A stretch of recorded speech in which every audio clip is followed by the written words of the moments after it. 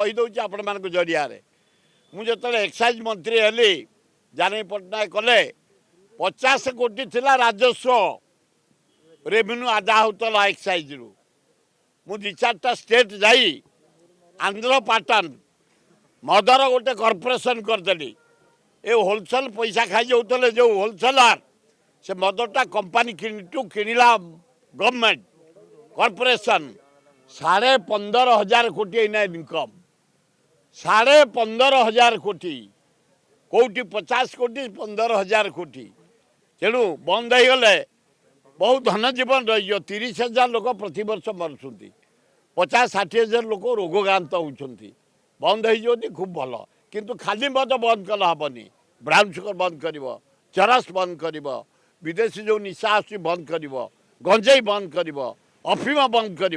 तार मूल्य किसी अच्छी ता ना कि